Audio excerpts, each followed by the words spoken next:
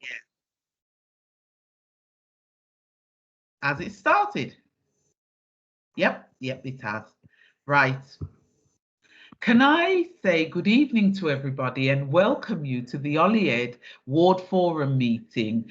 We've got, I think this is our second meeting for this year. It's an online meeting, and I know we're going to have a pleasant evening. My name's Paulette Hamilton, and I'm the I'm the local councillor for the Holyhead ward in Birmingham, Answorth, Birmingham, but I'm also the cabinet member for adult social care and health. Can I start by saying we will be recording the meeting. So if there is anything that you don't want repeated or said publicly, please don't say it on this recording, because it will be used for subsequent, for people to use subsequently. And it will be used for future recording. Now, before I go any further, we are going to be changing the program slightly. We will be starting with Madupe from Public Health, who will be giving us some up-to-date information about the issue around COVID-19. Before I bring Madupe in, what I'd like to say to you all, at the moment, we have 15 wards with high incidences, well, low testing and low vaccine rates and higher incidence of COVID. And unfortunately, Holyhead is number 14, which has upset me greatly, but to be honest, there's not a lot we can do about it. Now, Madupe is going to give us some absolute update information, and then we will open it up to questions. So Madupe, can I hand over to you, please? Madupe? Thank you, Councillor Hamilton, and thank you to everyone. I hope you can hear me. I can't hear you, Madupe. You're very low. And while we're waiting, can I say again, if you are not speaking, not speaking, please keep your camera and your sound bar off. But can I also ask you, if you've got any questions, just raise your hand. If you can't raise your hand, put it in the chat box that you want to ask a question, or just tell me on my phone. We will let you in to speak. Okay, Madupe, over to you. I'm going to switch my camera off now. Thank you. Thank you very much, Councillor Hamilton. Is that better? Can you hear me now? Yes, we can, Madupe. Thank you very much. Okay, I'm sorry about that. I've had to put my headphones on. And thank you to everybody. I'll give the public health update for Holyhead ward, and it's the COVID-19 update from the 6th to the 12th of June, the 7-day period covering that time and what we know about COVID-19 in the ward. So the ward currently, based on that data, ranks 43rd out of the 69 wards in the city for the number of people who have tested positive for COVID-19, where first is the highest and 69th is the lowest. Across the ward, there have been 9 reported cases of COVID-19. This means that for Holyhead ward, the rates of infection are 72.27 people or cases per 100,000 population. This compares to a rate of 94.97 per 100,000 for the population of the entire city of Birmingham. And we know that that's below the Birmingham rate. However, we know that that's an increase from previous time when we looked at it. As of the 6th of June, we had 12 COVID champions in Holyhead ward.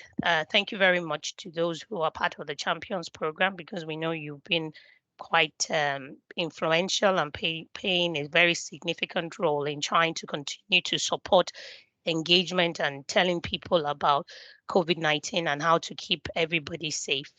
When we look at the uptake of the first doses of the COVID-19 vaccination and compare Holyhead to Birmingham, for those who are over the age of 80 years, Birmingham had an uptake of 90.4%, whilst Holyhead had 80.1%. For those over the age of 75, Birmingham had an uptick of 92.2%, and Holyhead had an uptick of 80.2%. For those over the age of 70, Birmingham had 90.4%, whilst Holyhead had an uptick of 71.8%. For those people who are clinically extremely vulnerable, Birmingham had an uptick of 82.1%, and Holyhead had an uptick of 74.9%. For those over the age of 65, Birmingham had an uptick of 86.5%, whilst Holyhead has an uptick of 68.0%. Sorry.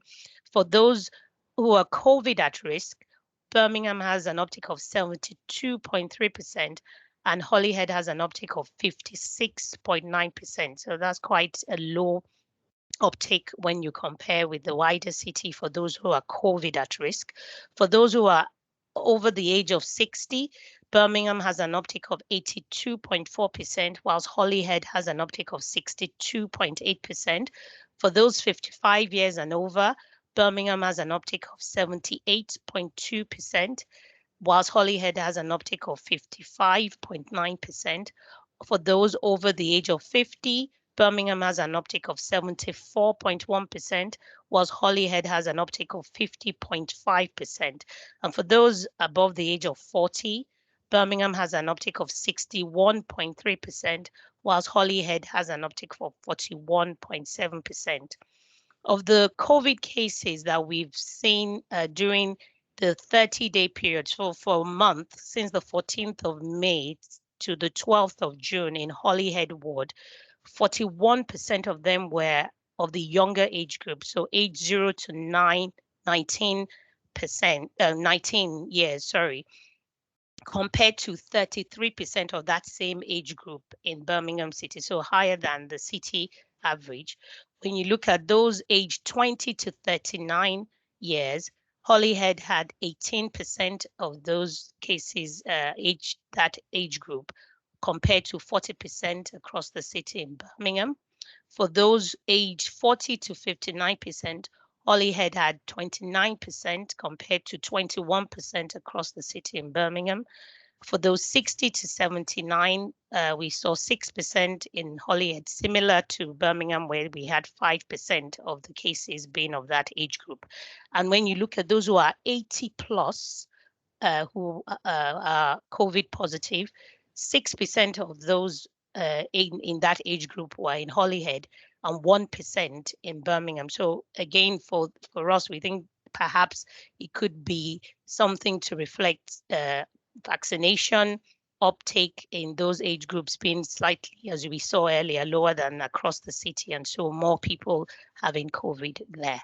When you look at the actual percentage of people with COVID by ethnic group, again, comparing Birmingham with Holyhead, when you look at the Asian ethnic group, 47% of them were Asian in Holyhead compared to 41% in Birmingham. 29% of them were Black compared to 10% in Birmingham. 12% in Holyhead were mixed or other ethnic groups compared to 7% in Birmingham.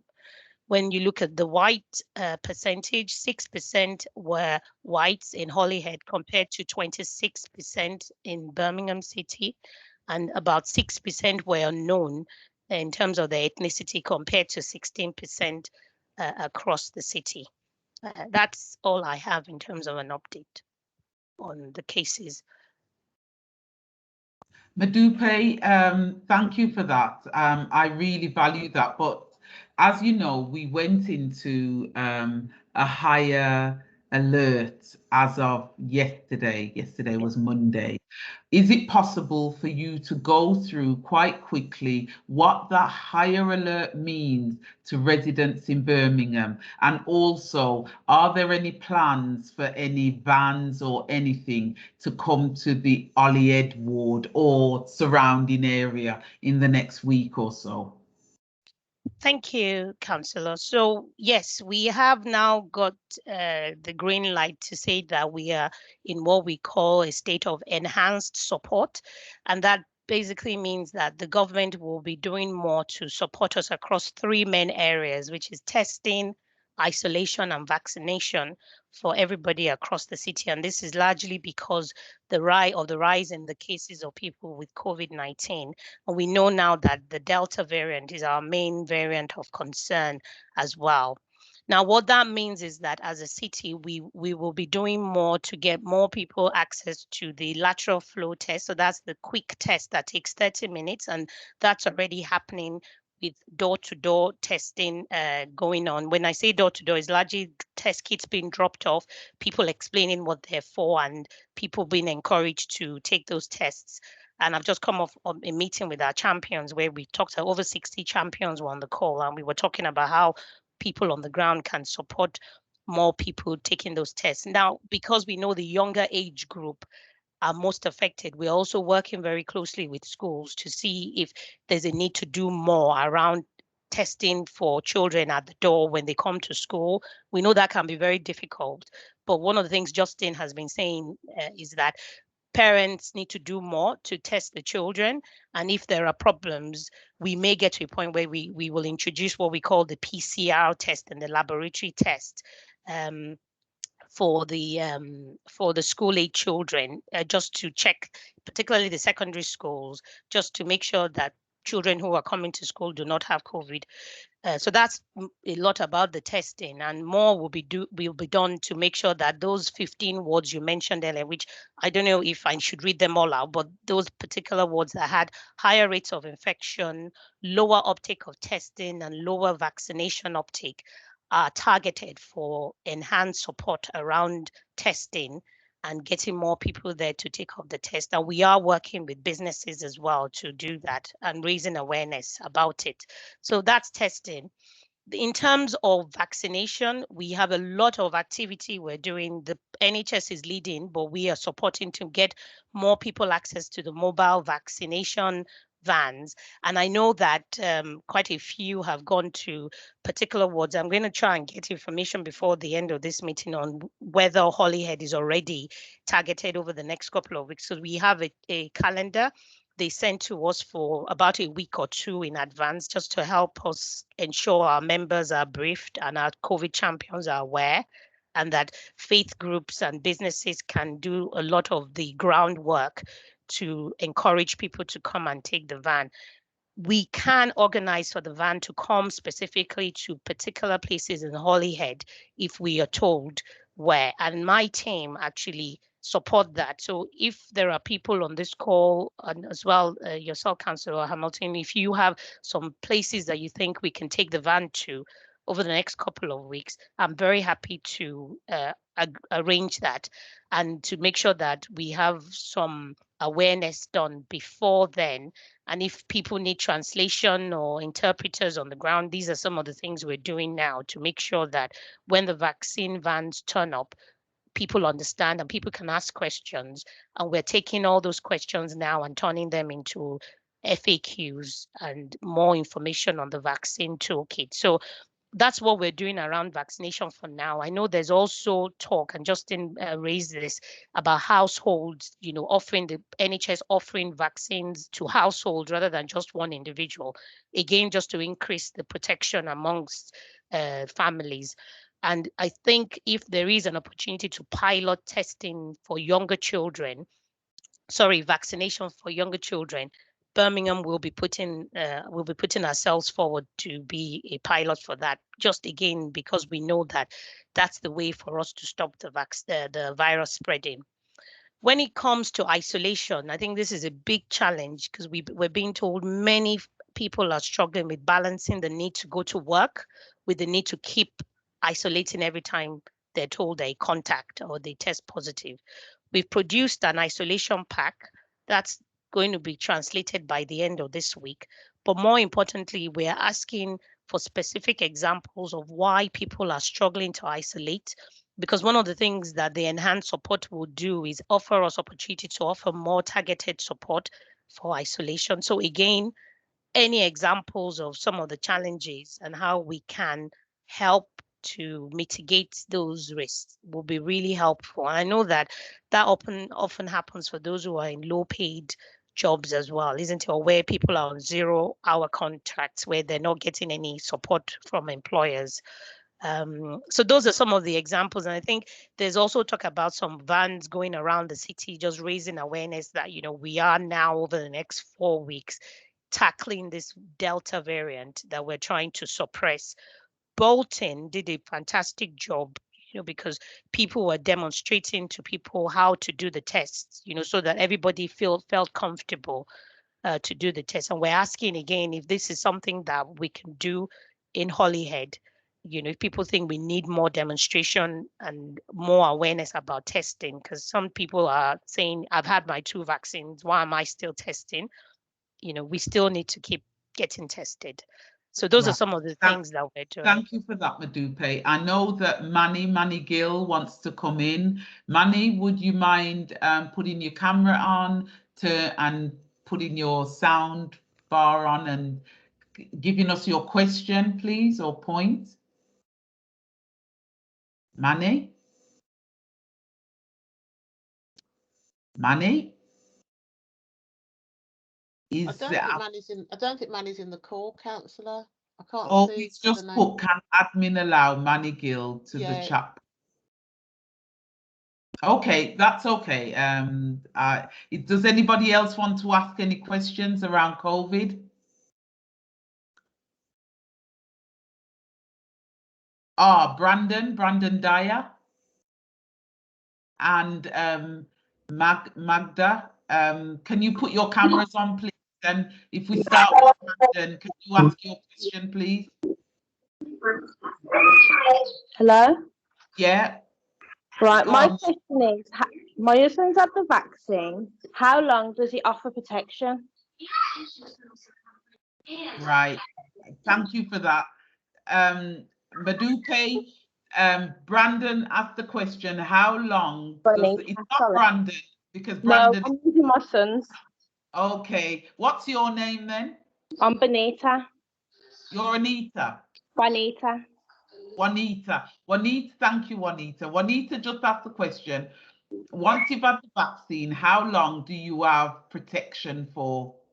Thank you, Benita. That's a really good question. So currently, the studies that are being done suggest that people can be protected for up to about 6 to 9 months. I think what we have to remember, though, is when you take the vaccine, how your body develops immunity will vary from person to person. We've been told that if you're much older, because your body doesn't act as quickly, it might not develop as much immunity as a younger, fitter person, for example. So we cannot sort of say everyone's going to develop immunity fast. We cannot say everyone's going to develop immunity for 6 months or 9 months. But what we do know from the evidence is these vaccines have been shown to reduce the risk. And that shows that, I think, according to the stats we got from the headlines from Public Health England, depending on which vaccine, you're looking at up to about 60 or up to 80% of people who have been, I think they said about 8 in 10 people have developed antibodies or something like that, which is brilliant news. So we are convinced that they work. And we also know that for the current variants of concern, like the Delta variant, they do reduce the risk of people ending up in hospital or sadly dying. So I think it's still early days, because every day that people get vaccines, and that's why they ask you a lot of questions when you go for vaccine, for your vaccination, because they need to be able to compare. And especially for people from the ethnic groups, you know, BAME groups or other groups where we've been more disadvantaged by COVID, it's so important to understand whether these current vaccines will help to reduce the kind of impact that COVID had on people before. So it's important for people to provide this information. It's not being used to target communities. It's trying to make sure that we have the right information to build up the scientific base to protect everybody going forward. Because we were told on Monday, the future now is we have to live with COVID-19. And to do so, we need to understand this virus better. We need to understand these vaccines better. The World Health Organization has a lot of vaccines still being monitored and produced worldwide. We're not alone. It's not just the UK. It's not just Holyhead. It's global, and we need to get back to normal. And this is the way to do it. So we'll keep pushing out information. If we find out more about the vaccines and which ones last longer, once we know that information, we'll ensure you have it. But for now, that's what we know. Thank you, Madupe. I mean, thank you, Madupe. Thank you. Thank you, Anita. Magda, good afternoon. Good afternoon. Thank you, Councillor Madupe. Thank you very much for all the updates. I have questions around, 2 questions around vaccinations. I know a lady that is currently housebound, and I'm not sure if she's accessed her vaccinations, but she will not be able to go for a vaccination by herself if even if she was invited. And so my first question is, what happens with those people? And if the answer is those mobile vaccination clinics, my follow-up question is, are there any planned to be in Handsworth, and when information about pop-up vaccination clinics or those vaccination vans or buses, I think, can be accessed? Thank you. Thank you very much, Magdalena. And I think just the first question about this lady, I believe it was a lady who is housebound. Please do encourage either herself or her carers to speak to her GP, because we've seen lots of examples, I think, of housebound residents whose GPs are willing to go into the home and vaccinate them. And I'm not saying this will happen for this particular individual, but there are special arrangements being made so that nobody is disadvantaged. So it should be possible, but if you have any problems, please contact us and we'll see whether we can signpost. Did you want to make a comment about that? Yes, I know. I actually wanted to ask a follow-up to the follow-up question. Is there any outreach to all these, HMOs and supported accommodations in Handsworth? Because I have a lot of people who are my clients in there, and they are, most of them are over 50 years of age, and they don't speak English. They speak Eastern European languages. So I was wondering if there's any specific outreach to these accommodation providers, to the support workers, because with my services, I find it very difficult to engage with those accommodation providers to offer really essential support. So yeah, I just wanted to ask if any such efforts are made in Handsworth. Thank you. So is it okay for me to respond, Councillor?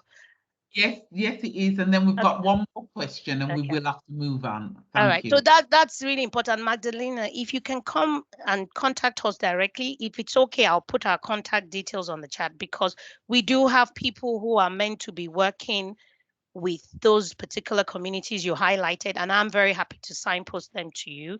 The van, I've confirmed, is not planned for Holyhead or Handsworth, but we can definitely make it happen, because this is something we've done in the last couple of weeks, and they're very eager to come round to people, because it's now about taking the van and the vaccines to where people are.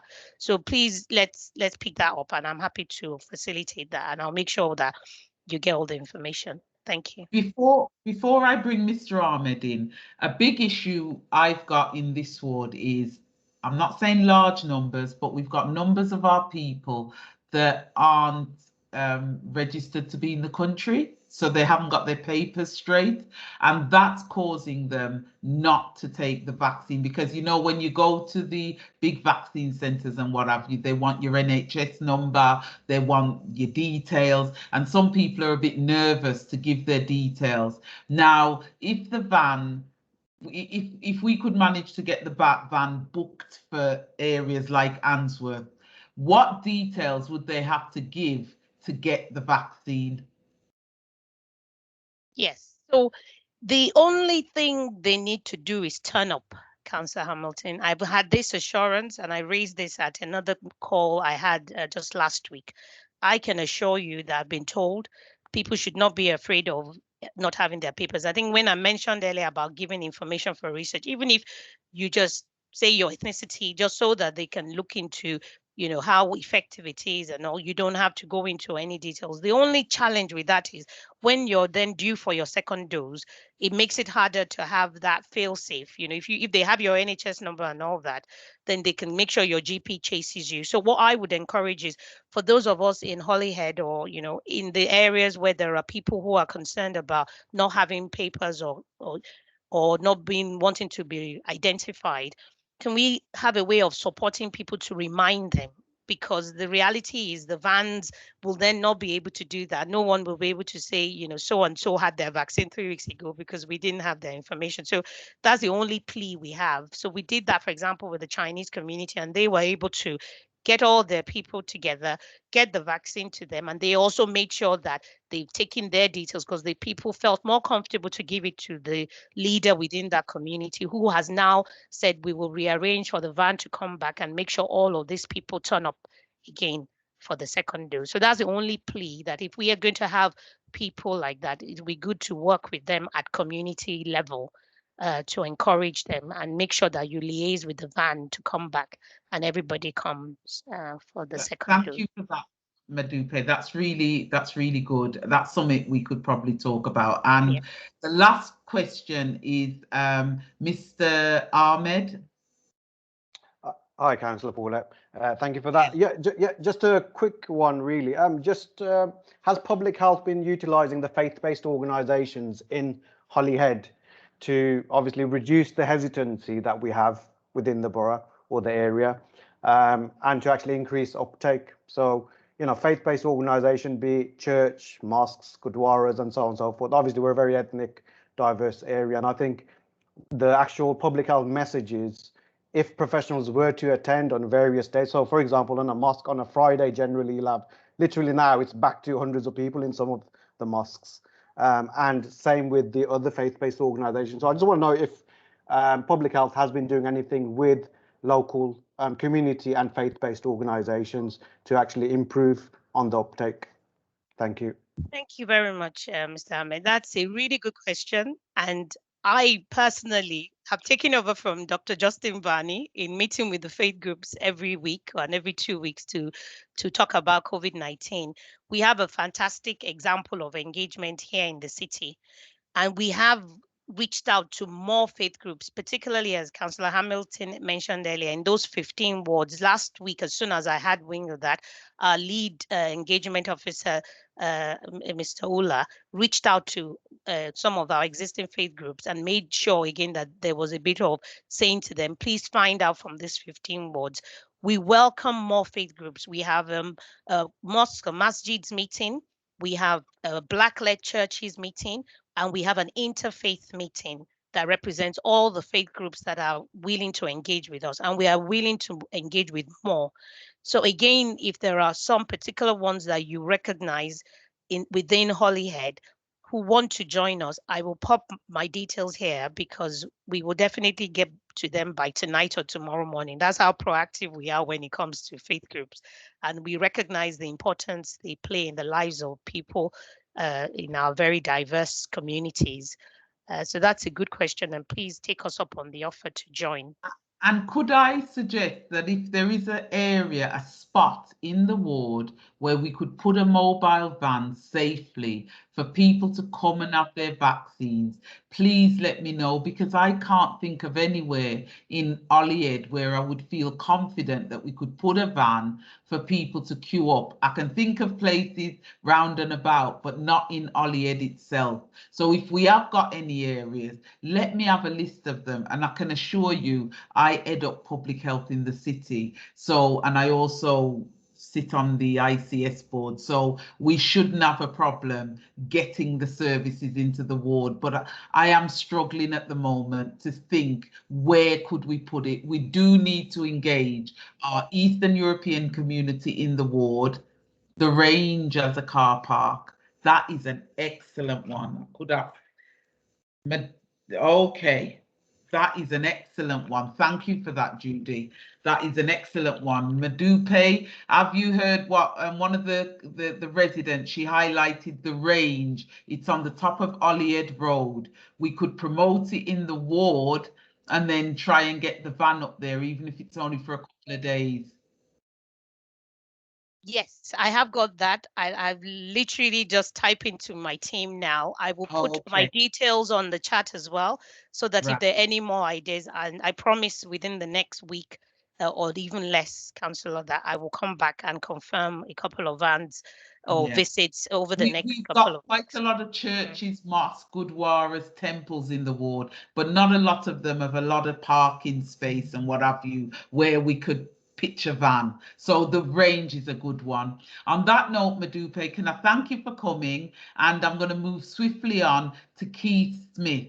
Keith is from Kia, and Kia does all our highways. I have to say, this gentleman is excellent. He really does help me out quite a lot when I have issues in the ward. So Keith, can I hand over to you? And then if there are any questions for Keith, we'll follow straight on with them. Keith, over to you. Councillor, you're too kind. Thank you very much. Hi, everyone. I'm Keith. I'm the highway steward for the central area of Birmingham. So that's from the city centre all the way up the Hagley Road, all the way through the Holyhead ward and covering up to Oscott. Quite a large area to cover. We have numerous teams for arboriculture, drainage, street lighting, highways maintenance. So we do cover a wide range of the streets. When you step out your front door, we do the maintenance on the majority of those areas. We are currently working in partnership with Birmingham and a few other companies like Tarmac and Arcadis, and rolling out a resurfacing scheme, which hasn't been going prior to the Cllr contract. It was quite widely known about the issues that Amy and had beforehand, but the resurfacing is coming back, so we can't do all the roads at once, so bear with us. The teams are working on it, and we are prioritising the roads where we feel needs the most attention first. And yeah, that's about it from me. If anybody's got any questions about highway issues, street lighting, highway trees, please let me know. Thank you for that, Keith. I know that Amit Chaga should have a question around Carlton Avenue and the issues we have, the cutting of grass. And Amit, do you want to ask the question or do you want me to ask? Amit's gone quiet. So what I'll do is, are you there? I can let you answer, Paulette. That's absolutely fine.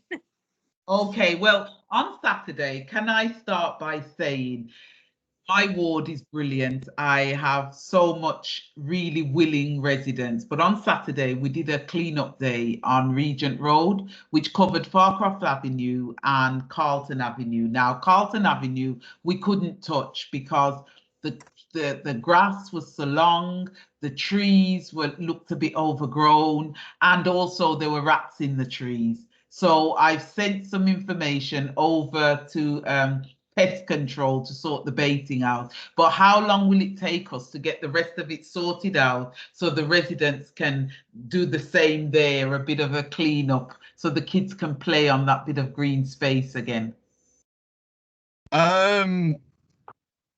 We generally don't interfere with grass cutting. It's Parks and Gardens that do that. What we can do is where there are safe critical defects, say the grass has got a dip in it, we can go and fill it back up with topsoil and grass seed.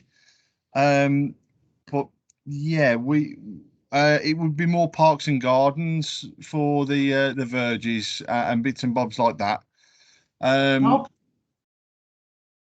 Yeah. All right, well, what I'll do is I will, I'm sure it will get to the right place if it's not you, because I've sent it off, but that's worth knowing because I did think that was Kia. But the second question is from Desta. Desta, over to you. Thank you. I should really know this, working for City Council, but if you're on a city property, who cuts the trees? Because I've had a complaint from a resident about a tree that's on Oakland's land that is leaning on their house. So I'm not sure how that works. Sorry, is Oakland? Oakland is a Birmingham City Council facility. Got ya. Oakland should have their own, or housing will have their own tree management division, or they will employ people in to do the trees as and when they're needed. It's never been done, and it's pushing their fence down and all sorts. Yeah. So do I have to contact Parks? It's all right, Keith. Something's gone into the chat, Desta, to help you. It's Lee Southall's team. What's been put in the chat, and I'm pretty sure that's Beverly or Neil. What they've said it's Lee Southall's team, District Parks Manager for Perry Bar. Fantastic. Okay. Thank you. Thank you very much. Thanks, Okay. Keith. Thank you. Thanks, Beverly. I appreciate that. Now, the next question is from Arch. Hang on, I just saw it. The next question is Arj. Is it Arj? I can't see the name. Arjadip Singh. Yes. Oh, Mr. Baines. Mr. Baines. I didn't see the Baines bit. How How are you you, doing, Paulette? I'm fine, good, thanks. good, What's your good. question? Hi, Keith. Thank you for making the time for this meeting. Really appreciate it. Can you hear me clearly? Yep. Yeah. Okay. Basically, Regent Road resident, along with Harmeet, we've been working together along with other residents, trying to sort out the mess on our road. But I'll get to the point. The bumps on our road, the speed humps. Yeah. We've had for many years a problem with speeding, congestion.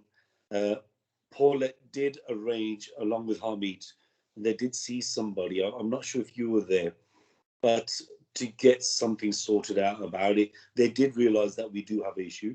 They were sympathetic and all that. But what's going forward now, and also a timescale? I mean, I was just standing outside the road today. Also, just to let you know. I'm ever so sorry, Mr. Baines, but it's no good going any further with that with Keith because he's not dealing with it. That is no, that's another officer. That's Carl Randall. Now, what they've done is they've assessed the roads. They are going to change the umps on the road. And when I met with the officers, they said it'll take approximately a couple of months. And that was about 3-4 weeks ago. So I'm expecting the work to be started any time between now and say the summer holidays. I'll be surprised if it isn't started very soon because the money's been allocated and they now know what they're going to do to rectify what they didn't do in the first place. So does that answer your question? Yes. Can I ask you another one? Oh no. yeah, ask another one before I bring you know the green roundabouts that we have, we call them the duck heads on Regent Road. We've got two. We mentioned it earlier, Carlton Avenue. Yes, the grass is high. How is it? Well, you've made it very clear, Keith, it's not your department really, it's somebody else. I think that's the other question really. It doesn't even apply to you actually really. Yeah. I am sorry. If it helps at all, what Cllr do is the maintenance of what's there, but apart from grass cutting, tree pruning on the highway, yes, but grass cutting isn't. But yeah, if tree pruning has been great. Oh, brilliant! Thank you. It's brilliant. On our road, you've done a great job, and I thank you guys. All the residents are happy with that. So it's not always negative. I've got to say personally, thank you. You know what? It's absolutely amazing. You can see all the way down the road. It's absolutely great job there. Honestly. Well, that's what to hear. Thank you very much. Thank you. Okay, Paulette, that's it. Army, did you want to continue on the lines that Mr. Baines was talking about, or can I bring Judy in first? I've just to follow on from what Mr. Baines was saying. Yeah. My question was, I know you don't do the grass and stuff, but the maintenance, would you do the maintenance for the green area, or like there was a lot of stuff that like wasn't related to the grass, but there was like concreted area that could do with a good clean, and around that area there's a lot of rubbish around there as well. It just needs a lot of cleaning around there. Yeah, there's got weeds on around the walls as well. So we do weed spraying, and that's all within a program that goes 3 times, starting in sort of spring and ending in early summer. and I think we've just done our second weed spray for the majority of wards. I couldn't tell you Holyhead off the top of my head, but I think it's either just been done for a second time or it's about to be done for the second time. Going into the cleaning, the only cleaning that we do is graffiti from highway assets. So if a street sign got graffiti on it, we will clean that. But it'd be street cleaning for the removal of the rubbish or other Birmingham assets that need cleaning. Thank you for that, Keith. Something else has just come through on the chat so people know. What Bev has said, that she thinks that all, what did she say? Oh, sorry, Bev, it went off just as soon as I was going to say it. Sorry. What Bev said, the litter picking is still the responsibility of parks and the street cleansing team. I know that after the cleanup on Saturday, what I've done is I've sent two keys relating to the weeds around the duck eggs, and I've not had a response back yet. So if it's not Keith, we'll find out who's responsible for cleaning up the weeds around the duck egg. But that's where Keith, don't worry about that. We'll sort that out offline. But up there, they need the grass cutting, they need the rats baiting, and they need the weeds removing from around the edges. I did have a good look the other day for pest issues, but I could only find pest issues in a home. I couldn't find anybody that deals with. No. We've got a pest department that comes out and baits them. So we have got one. I've sent it separately, so don't worry about that. I've got another question from Judy Johnson, and then Raj, if you ask your question straight after, Keith will answer both. Then he's got to go. He's got childcare issues. Okay. Hi, Keith. This may not be yours, but I'm not sure. They're both safety issues. One's which is a real bugbear of mine. Cars on the pavement. I mean, I was walking back from the shop the other day and I nearly got run over on the pavement. So obviously they're using the dropped areas between, and just literally they don't care. Yeah. So is it a question of we're going to be putting in more bollards to stop them from being able to do that? And obviously you've then got the ongoing damage to the footway. So you're constantly having to come out and replace slabs all the time, which is the first one. And then let me do my second one. The second one, also a safety issue. And I don't know whether it's you or whether someone's going to have a look at the road layout. When you're coming from Island Road and turning right onto the Holyhead Road, there is a designated right turn lane. But what's happening, and it's becoming more and more frequent, and there are so many near misses, and I've stood at that crossing to go across that road. People are using the inside lane, which is designated to turn left or straight into the range, to turn right. And if you were standing at the opposite side of the road at the Pelican Crossing, and there's no pedestrian guardrail, you'd be dead. Yes. If there was an accident there. I am just getting it up on Google Maps so I can see it. But, it isn't Google Maps brilliant. It's just dropped me by Wix halfway down the road. Right, unfortunately, this is going to sound like I am just making excuses to say that none of the issues you guys have got is mine. No. So I wasn't 100% sure if it was or not. Yeah. So yes, I can see what you're saying. It is just a designated right turn lane at the range. Unfortunately, people misusing the highway or not driving according to the law or guidance, that would be a police issue. If it were to become a safety issue, say we got a number of reported accidents there, the local engineer would look into whether a redesign or a scheme to raise awareness would be required.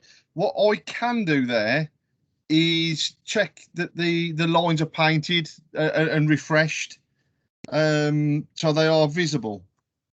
Right, just to help Keith, before we bring in Raj, this has been an ongoing issue ever since they changed that junction. What we'll do is, Judy, let me refer it back to Carl Randall in Highways, because it is actually an Highways issue. Yeah. For a different reason, to Yeah, see yeah, if there's anything they can do to the road markings to make it a little bit safer. It may, you are right, it may mean that we've got to put some rails up, but let me get Carl and his team to investigate that, because to be fair on Keith, that is not his bag. That's not what. No, it's not. No, it's you're probably going to need to have a set of cameras there, because that's the only way that people are going to stop doing that. Because there's nothing, you can't change the layout of the road. The pavement is not, I don't think the pavement is wide enough to be able to get guardrails there either, which is probably the other thing. But it's not going to stop people doing that right turn there, because they don't want to wait in the queue, and the only way to stop them is to find them. Right. Yeah. Because I don't think we're going to stop that behaviour straight overnight. All right. Well, what I'll do is I'll send a request into Carl, and I'll include you in it, Judy. Okay. Okay. Thanks a lot for that. I will check the lines out though, 'cause if they do need refreshing, if it is something that people are just not seeing, we'll see if we can get them refreshed. Thanks. As for cars, I've got a question from Raj. Raj, did you want to come in? Okay, so can you just go back to Judy's first question about the cars on the footway? Yes, you can. Cars on the footway, they're if it's causing an obstruction that people can't pass, it would be the responsibility of the police. If they're sort of half and half on the path and they can be passed, it's a parking enforcement issue. Yes, if the footway was being damaged by the cars driving over it, we would get involved and repair that. And if we were revisiting often to the same places, we would recommend that a change of the network is probably best, and suggest to the local engineer that bollards might be better there. That's not a guarantee that bollards would go in. It's just a request, because it might be more cost effective to put some bollards in than keep replacing the same slabs. But unfortunately, we can't stop people parking on the footway or driving on the footway, but we can fix what they damage if they do. Thanks for that. Raj, can you ask your question now, please? Hi there. Hello. Hi. I just wanted to ask about reporting potholes. So obviously I know that we're supposed to take photographs, but there's just situations where the roads are really busy and it's not safe. Or it might be that you're just a one-off drive and you realize, oh, well, this is in my area and the potholes are quite bad. How do we report a pothole to you when we can't take a picture? Because I know that's what you like. Okay, we do like a picture if it just helps us make sure that we know that we're fixing what you're reporting. As long as you've got as much detail in there as possible, we will do our very best to find it. If your phone number is in there and the inspector on site at the time should, as long as everything's working fine, try and give you a call if they can't find it themselves. Obviously, if you're busy or the phone won't connect, we can't hang on forever and keep trying, but we might give you a call back to say, look, we can't quite find this, can you give us a bit of an update? Is it sort of to the left or to the right, or are we in the right place? But a good description. Generally you can use a house number or a lamp column number. If it's on a dual carriageway, which way is the traffic heading? Yeah, any sort of little landmark generally puts us in the right place. The photo is ideal, but if it's not there, it's not the end of the world. Okay. I've just put the link again in the chat, just in case anybody does have a pothole or another street issue to report.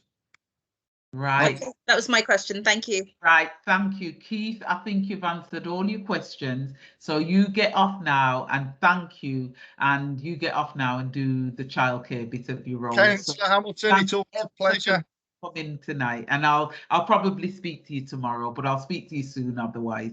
Okay. Councillor Hamilton, I was hoping you were saying that it was that the meeting was later, so I could get out of the childcare. But now the wife knows I'm free. I've got to do it. I can't upset the wife, Keith, because I'll get nothing done. Thank you very much. Have a nice evening, everyone. Bye-bye. Take care. Bye. Bye-bye. Is John Murphy in the meeting? John? John? I can't see him, Councillor Hamilton. Is he here? No, I can't see him. I'll send him an email to see if he's going to join. Right, because what I tend to do is, if they're not here, we send them a join-in thing. Right. Can I ask, is Neil here at the moment? I am indeed, Councillor Hamilton. This part of the meeting is just giving some ward feedback. So what I'll do is I'll start with Neil, and Neil will be, let me get the title of what you're going to be talking about, Neil. Neil this evening will be talking about the Commonwealth Games, the 2022 celebrations, and he'll be talking about community development. Now, while Neil gets ready to start, we're going to speak to Magda straight after. But earlier in the box, the bid manager did say he would be putting planters at the top of the road, which would help with the parking. So in a minute, when we go to open questions, if the bid manager is still with us, I'd like him to come on the call and just tell us exactly what he's going to be doing. But Neil, over to you.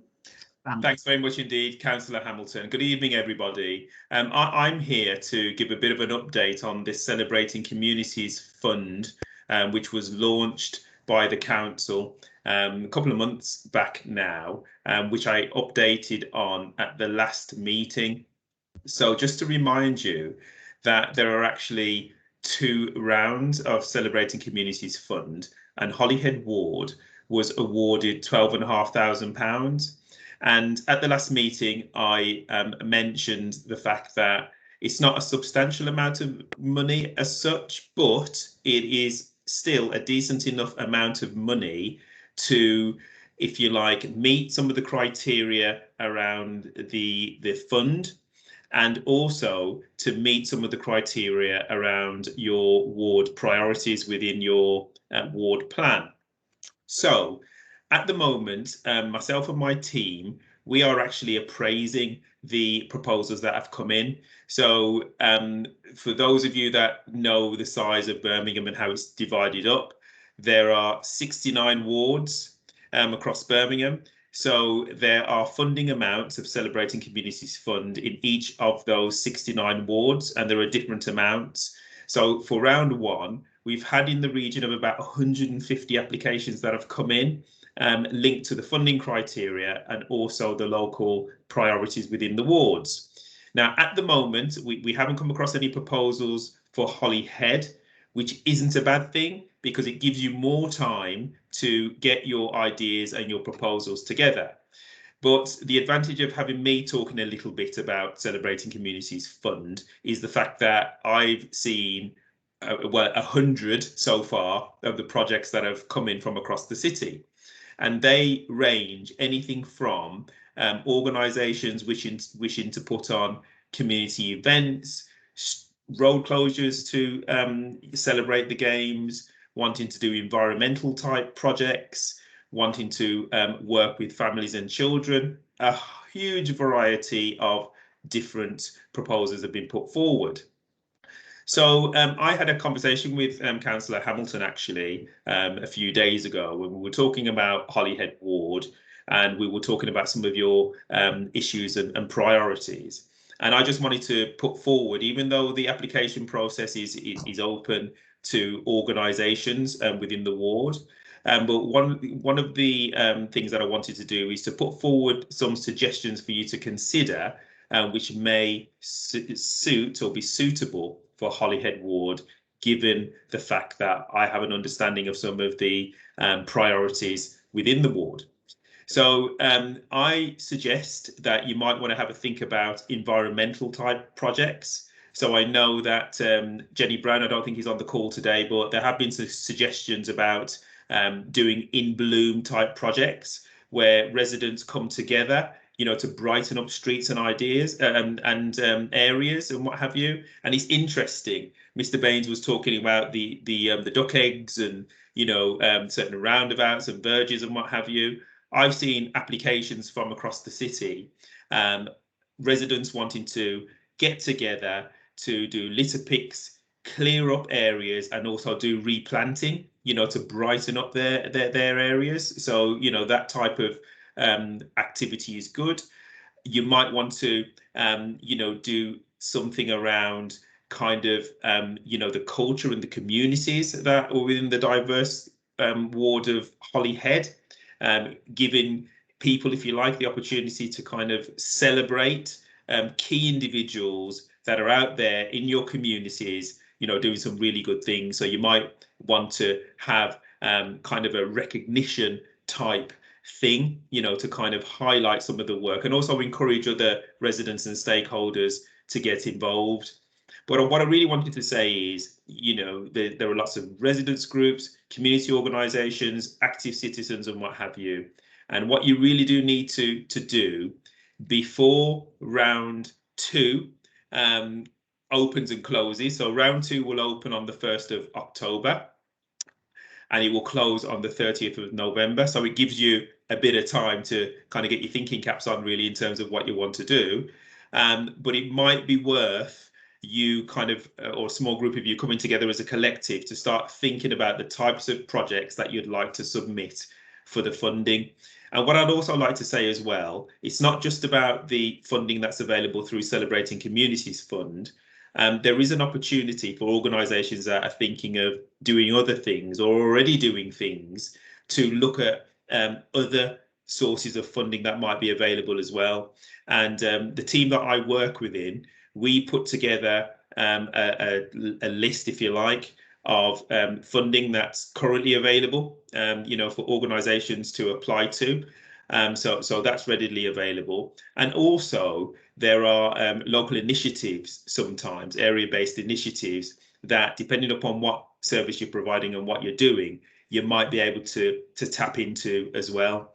So that's my suggestion. If you did want to kind of organise yourselves and pull something together and have a bit of a discussion, I don't mind. I don't have a lot of time, as Councillor Hamilton will tell you, you know. So, but the thing is, if you did want to pull something together, you know, a discussion and come with some really firm ideas, I'd be quite happy to, you know, give you a bit of advice and guidance.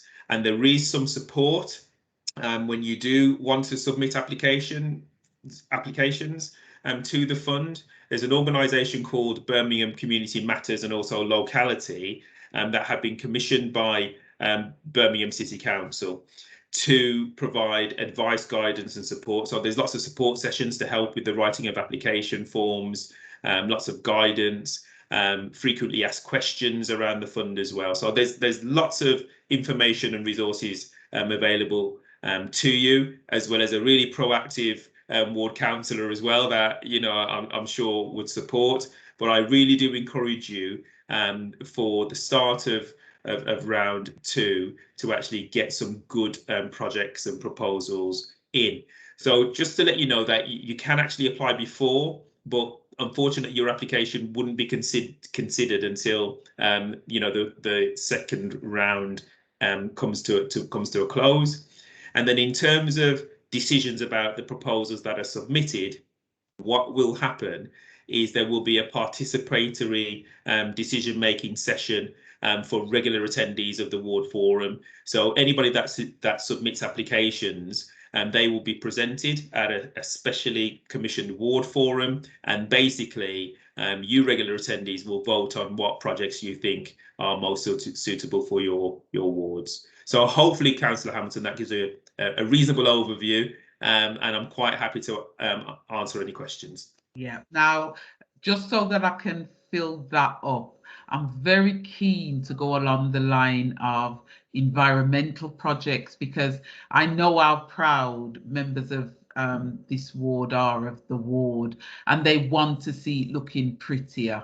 So I'd like to see some. I know I've got one project in mind at the moment that Judy Johnson would probably head up over on oh, I can't remember, over on the other side of the ward, just to fill a space. But I know Belmont that Road. what road was it? Belmont Road and Belmont Road yeah. East. Forgetting it, but there's a piece of land between Belmont Road and Belmont Grove, I think it is, that there is a lovely piece of land that I think we could do something with.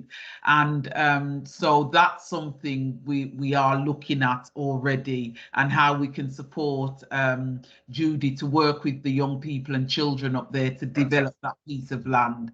Also, we've got something from Jenny, who wants to do like a in bloom, as you've highlighted. Now what she wants is to put hanging baskets and planters along streets where she feels people will look after them, and also get people who have got front gardens to do them out, and we have a bit of a judging competition. Those are some of the environmental issues that have come through to me. And also, it was an environment. I'm really keen to do something about recognizing some of the good work of our local residents. I think that's a really good idea, because all of you work so hard, and sometimes you're not doing it for recognition. But I do think it's nice if we could put something together where we can celebrate as a community the hard work that we've all been doing. So I have got some ideas in my head, and if I get nothing else from you guys,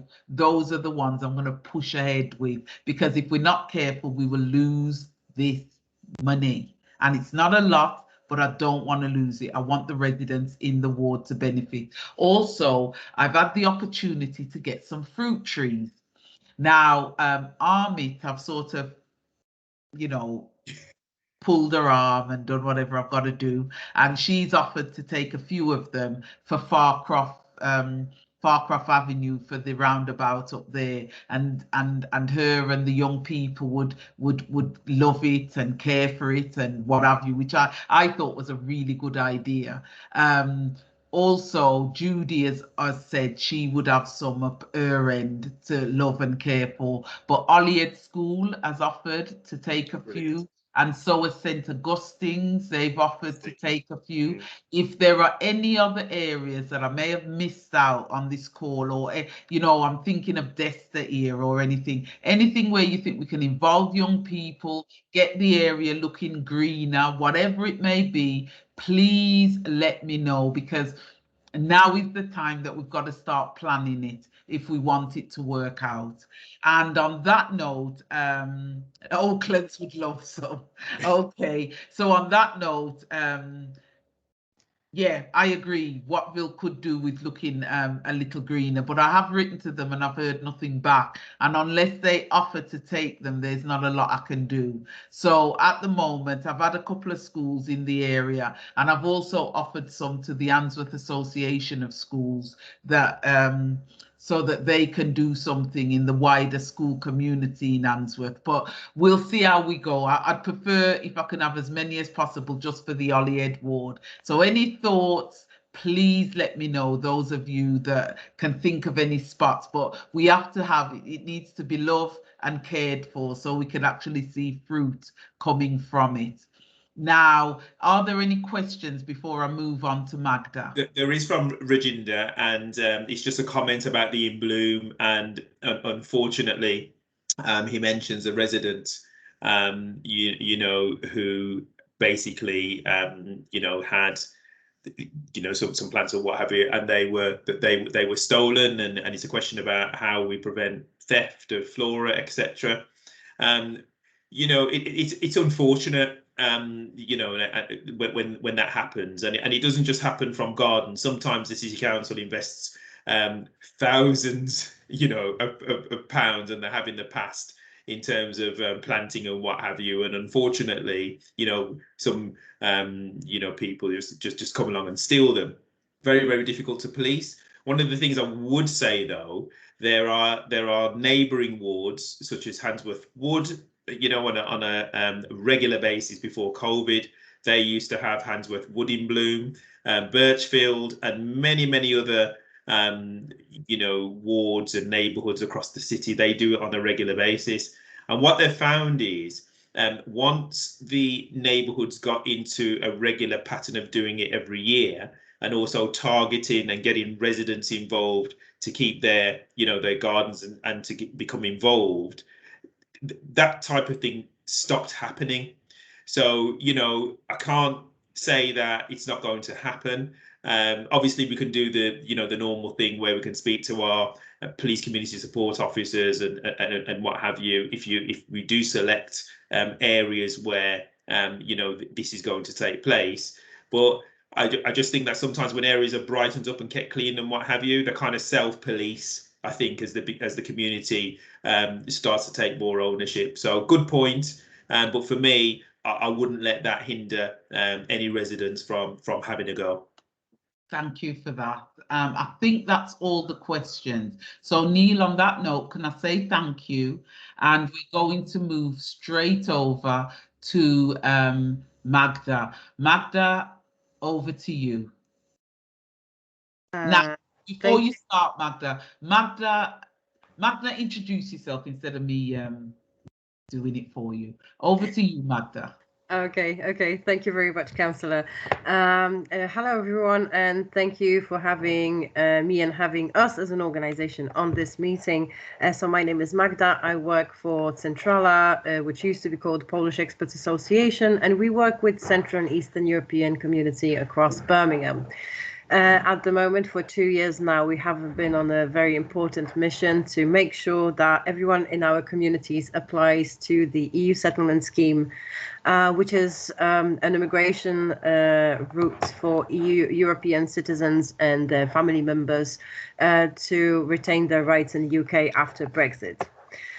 So the scheme has been out for over 2 years now, and at the moment, you know, even though the deadline for the applications is 30th of June, so only 2 weeks away, we are really snowed under with casework, and we are finding more and more people that have not applied yet. And the reasons for that there are various reasons. A lot of the people can't be easily reached.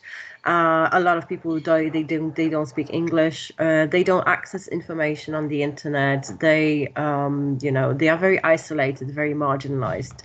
But there are also a lot of misunderstandings around the EU settlement scheme. For instance, in the Romanian community, we find very often that there is a family with well, anywhere between, you know, 5 and 12 children, and they are operate under the assumption that it is enough for the parents to apply for their immigration status and it will protect the entire family. Unfortunately, this is incorrect.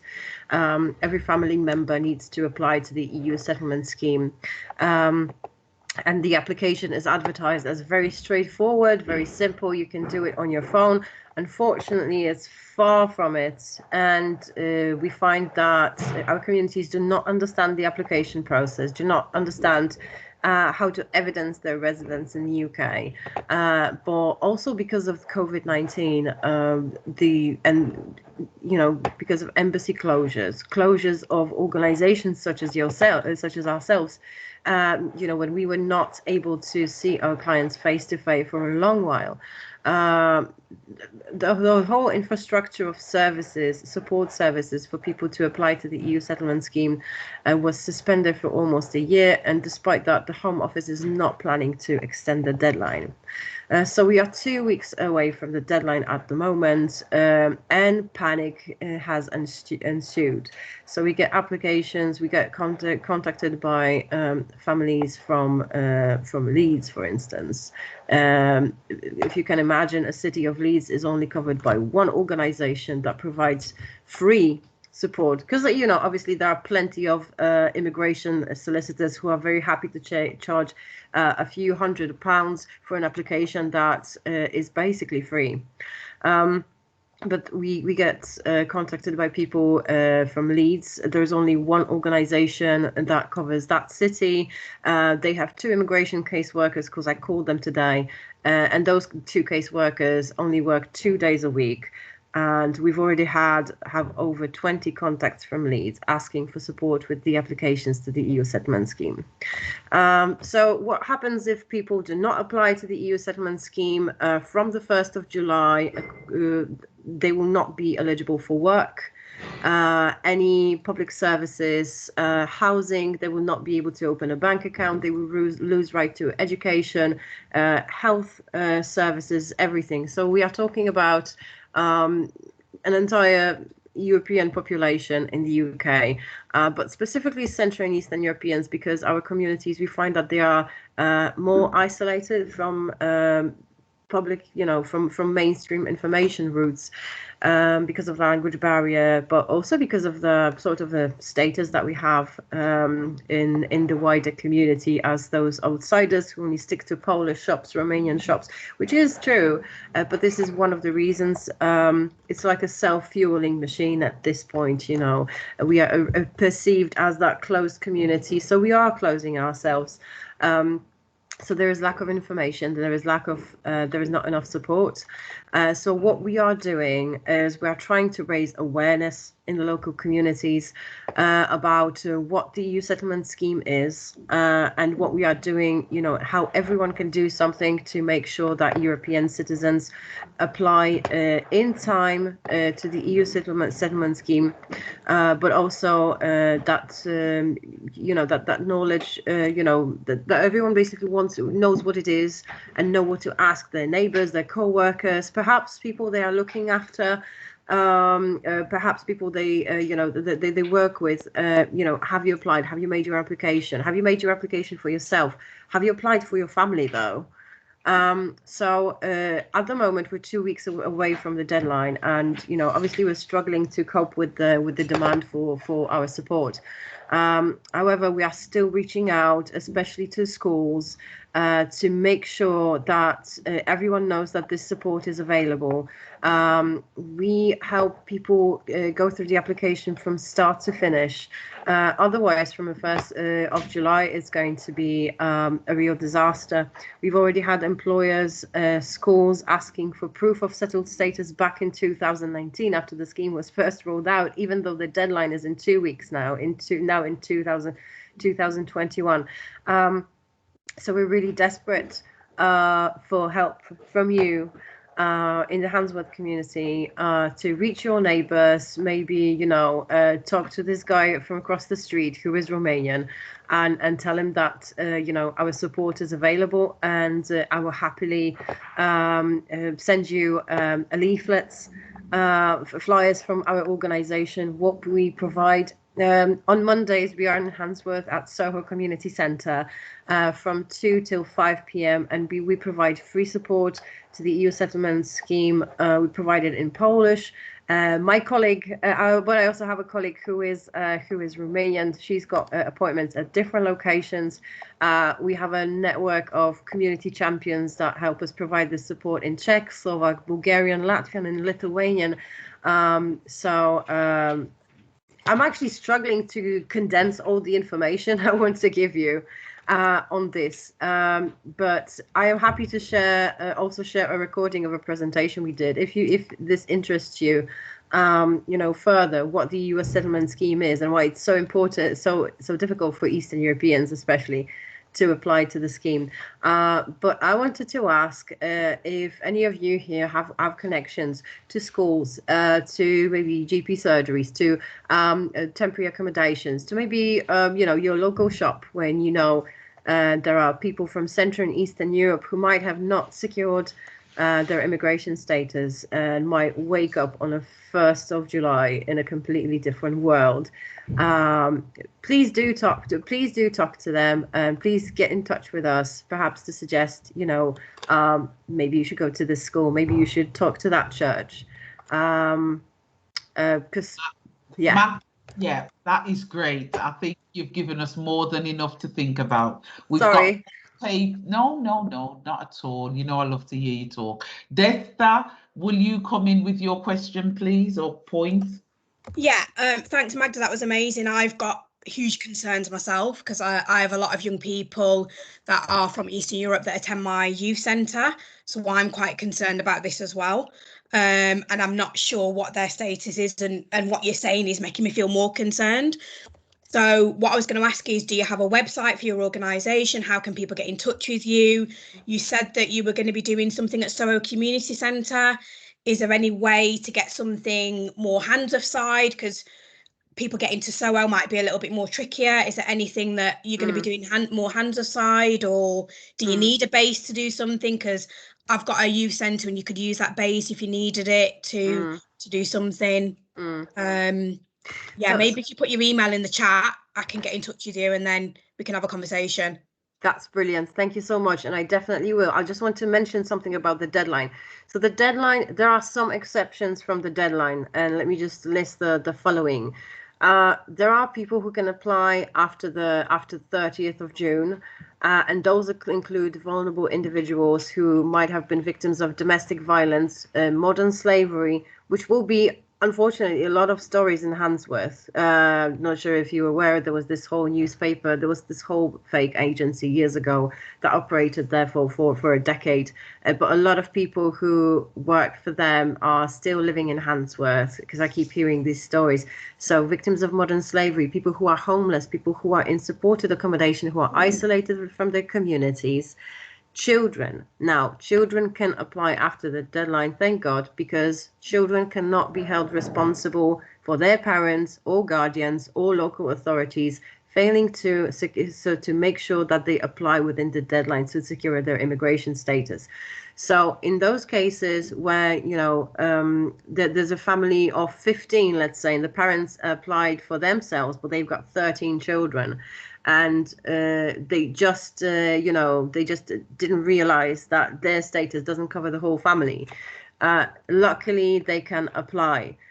We are also processing applications for people without valid ID documents, without passports, without IDs. It is possible. The Home Office opened this route because during the pandemic, so many embassies were closed, well, all of them for a while, that there are thousands of EU nationals without any document. Practically all the homeless people are in this situation. But processing times for passports and IDs at the moment, for the Czech embassy, that's 120 days. So impossible to make it within the deadline. So, obviously there has to be a valid reason for not having an ID and passport, but we are submitting those applications via a different route. And this is mainly what we're doing right now. So we're troubleshooting these cases, those people who are in the see, you've been calling the Czech embassy for months. Exactly. And you can't, and you know what? When a Czech client of mine calls the embassy, they can't get through to them, or they don't reply to the emails. But when I call from an organization, that kind of sounds like it's in English. They reply to me within 24 hours. Funny that. So we're dealing with these more complex, difficult applications at the moment. Sometimes we book half a day for one family because there's so many people in it. But I would be very happy to send you all the leaflets, all the materials I have on this. If I could forward it to Paulette and Beverly, and if you could distribute it to everyone in this call. So our leaflets are in, let me just look at a few questions in the chat. I have Romanian neighbors, but their English is very limited. If you have any leaflets, I will happy to give it to them. Yes, right. So we have leaflets in Romanian, we have leaflets in Polish, and we've got leaflets in English. And so we've got leaflets in 3 languages, but we also have people who can help us translate into other languages. And I kind of understand Czech and Slovak as well. So any Czechs and Slovaks in the Handsworth, you can send them my way. Contact details in the chat. I will put them in the chat. Yes. We are based in, our office is based in Digbeth, but we've been doing a lot of outreach over the last couple of months. So we have been in Handsworth on Mondays, in Erdington on Thursdays. My colleague Oksana, she's regularly in Balsa Heath, where there's a huge Romanian population as well. So we're basically, you know, we're doing these pop-ups, some of them regular, some of them one-off, in locations where we know there is a need. We've been going to schools as well. So the way we work with schools, for instance, someone calls us and says, you know, they are concerned about some Romanian and Polish families. And we're like, okay, we'll come for an entire day, and we tell them what is needed to make an application, and they book the families in, tell them what documents they need to bring, and we go to the school for this one day, and we do all the applications, usually one day, and it usually only takes one appointment. Sometimes there's a follow-up appointment needed, but we're happy to go wherever we need to go. We're happy to, you know. To stop you there, because I won't get everybody in. So Magda, have you put your email address in, and Bev will make sure that gets out. And if anybody thinks that Magda could help them with any resident or what have you in the Handsworth area, let us know. There are 2 weeks left. I've gone to the deputy leader of Birmingham City Council, who's been doing a lot of work on this. I've spoken to Khalid Mahmood. I've spoken to Jack Dromey on this subject, and they reckon there is an awful lot going on out there. But as Magda said, no matter how much is going on, we can still do more, because there'll always be little pockets that we haven't reached. So if you can think of anybody, let us know. But I'm going to have to thank Magda, sorry, because if I don't, I won't get any resident comments in. So 2 things. Desta, would you like to say a few words about Oaklands? Are you open? Are you shut? What's going on up there? And then I'm going to throw it out if people have got a few questions they want to ask. This is just the Oaklands update in general, Councillor Hamilton. Yeah.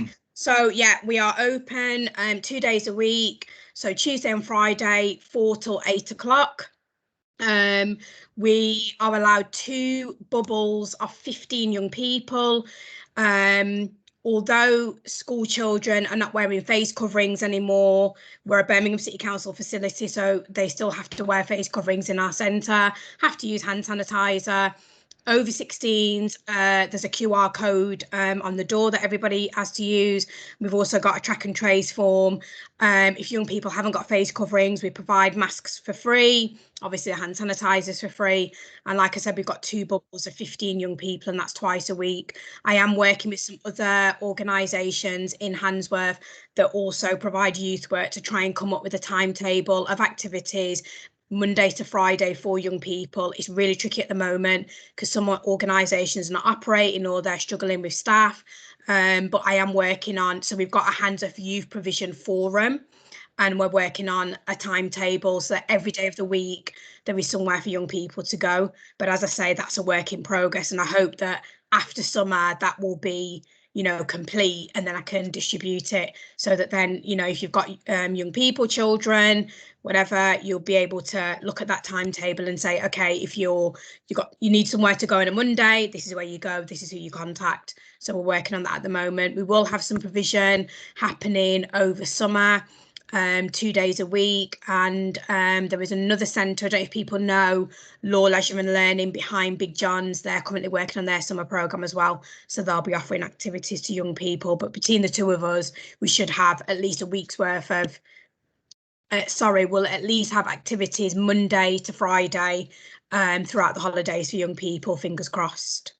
Oh, brilliant. Thanks for that, Desta. No problem. I don't see any hands up, so let me ask the question. I'm here for questions too, Councillor.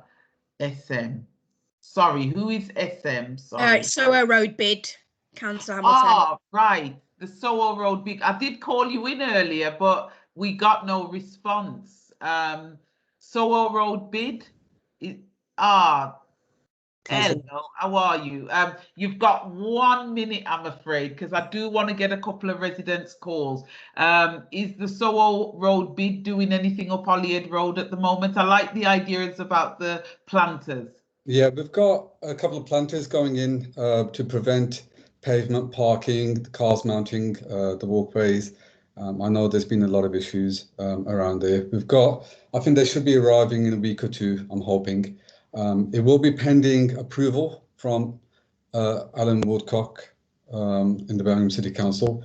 And then with that, I will need, which leads me on to, I need assistance with volunteers that will help us plant in those planters. Plants will be provided and the soil and what have you, but that should resolve some of the issue. I'll just quickly highlight. What I need you to do is, when you're ready to do your planting, let me know and let me see if I can rope some residents in, because they're very willing in this ward. So I just need to know when, and I'll rope a few people in. Okay. I will send you an email. Just to highlight, Station Road Junction, I'm going to get to there. Woodland Road, I don't think Clarence Road, there aren't. Malvern Road, I've got one going in there. A few outside the Royal Oak, because cars have been mounting on top of the pavements there, which have damaged the walkway. I think I've got one by Paddington Road, and I haven't got any left for Green Lane. Which is an option, because we've got that communities fund. I mean, if you can get more planters to prevent pavement parking rather than using bollards, if you can't get bollards, it might be an idea to use that Celebrating Communities Fund to try and get more planters in, possibly. Yeah, as part of the environmental stuff. Yeah. Sure, we can consider. The problem is, we no good just getting it in if residents aren't going to try and help us to maintain it. So we need to get a group that's prepared to do it. So that's why we keep bringing in Neil to ask him to support us. But thank you for that. Sorry, we needed to have given you a little bit more time, but I appreciate you coming, and thank you for filling us in. And thank you for the planters. I really appreciate it. So we'll get going and get you the support to get those planted up. Are there any resident questions? Oh, everybody's happy. Silence. Right. If there are no resident questions, what I'd like to share with you with the last minute. Mr. Ahmed, is that a resident question? Yeah. So generally, I think I was hoping that the police would actually be online, but obviously they haven't attended today. So it is generally around antisocial behaviour within the streets, the lack of community policing. Yes, they did have cuts, but again, they've started to re-recruit. I'd expect to see, local community police officers back on the beat again. So, we used to have PCSOs or police officers walking, the various beats on all our roads. Now I live on Kentish Road. There are a lot of kids out there who are on the electric scooters, which are illegal anyway, kicking the large case of balls on windows, cars, scratching cars through bikes, and so on and so forth. When you email the police, especially our Soho police, now I've sent lengthy emails to them, no response most of the time, unless you call 101 and then try to get through. So it's stuff like that. Now there's a lot of, we've got to take into consideration, there's a lot of people that can't articulate the issues that are happening within their own roads. So, the one or two of us that do, come to these forums or contact the various local authorities or the police, if they don't, take into consideration what we're asking them or telling them, I can only imagine how other people may feel that can't articulate themselves. So yeah, those are some of the things that really, I think the police on a bigger scale, they need to actually think about community policing again. Well, can I say to you, I will put my email address in the chat box, and if you contact me with some of the direct issues that you're having up that end, let me see if I can't. I know Raj does a lot of work with the police that end at birmingham.gov.uk, but to be honest, I don't find the Ladywood police officers as helpful as the ones in Perry Bar. I'll be honest with you. But what we'll try and do, if you'd want to work with me, perhaps set up a meeting with the police where some of the issues you personally can highlight to them. If we can get a meeting going with them, would that be okay? Yeah, we can definitely do that. Previously, we have had walkabouts, and I'm talking about 6-7 years ago, with councillors as well. So we did arrange something in the past. I was the councillor in your area. No, you wasn't. I think it was Sharon at the time. But yeah, nevertheless, yeah, I'm more than happy to work with you on that. So. And can I say to you, these things are cyclical. They come round again and again. So we have to keep on top of it. And this is why around Kentish Road and areas like that, I'd love to see some neighbourhood watch groups set up, or even something around Street Watch, or even a neighbourhood WhatsApp group so residents can start to communicate. That's one of my blind spots in the ward, because there's no real the community are talking, but they're not really talking to the authorities. So let's see if we can do a bit of work in that area. Okay, Mr. Ahmed. Thank you for that. Thank you for coming tonight. And Dexter, the last word will be with you. Thanks. Sorry, that was just a response to the comment around Kentish Road and young people. Obviously, I can't do everything, but if there are issues with young people and antisocial behaviour, we have had some issues on Stockwell Road, and myself and my team went up, did some outreach, spoke to some of the young people up there, and we've been encouraging them to come to the youth centre rather than being on the streets. So possibly we could go up there and have a chat with some of the kids up there and try and encourage them to stay off the streets, because it is, you know, it's not nice for residents when there's loads of kids in the streets and they're making a lot of noise and throwing rubbish on the road and things like that. So I'm happy to go up there with the team and have a, you know, see what's going on. Brilliant. Oh, younger children. So what age group are we talking about? We work with 11 upwards. Yeah, but yeah, I think I'm talking about primary school kids. Wow. And, okay. and again, I'm someone who's pretty active because I'm a manager of the youth offending service. So and like I said, I've worked with all the various teams and I work with them daily. So I do go and speak to local residents, and some of them, they just, well, a lot of them, they don't want to know. It's like, my kids are playing on the street, so what's the problem? They don't really see it as a problem. So those of us that are in employment or working from home at the moment for the last year and a bit, when you got people smashing your car up or scratching it up and you got to spend £200 to fix your bumper, to them it's not a big issue. You see what I mean? So it's stuff like that that causes stress for even professionals, like myself, for example, on the street. And like I said, the majority just don't know how to even report. Because I've been down and said, look, you need at least 2 or 3 reports for the police to actually take any actions. Because previously, we have had exploitation here, and we have, had 3 houses raided, and the police did take 3 groups of women out. And it's only because myself and another resident, I got them to email and call them, and that's the only reason they acted. So it's stuff like that. It becomes frustrating, especially when you work within the system itself. So anyway, that's my issue at the moment. Okay. But thank you. What we'll do, Mr. Ahmed, let's have a chat about that offline, okay, because I think there's a bit of an issue building up in that particular spot, but we can work with it and sort it out. Now, on that note, I've done something I normally never do. I've gone over by 4 minutes. So can I say good night to everybody? Thank you all so much for coming, and Bev will ensure that the minutes of this not minutes, but she'll make sure the recording is sent to all of you. And also the date of the next meeting is September. Let me just scroll it up. The date of the next meeting is Wednesday, September the 15th. Now, we're not sure which platform that will be on, but I am hoping that the next meeting we can hold it person to person, but we'll see. Otherwise, it will be online and we'll let you know. So thank you all very much for coming, and good night. Thank you, Paulette. My pleasure. Thank you, Paulette. Good night, everybody. Bye.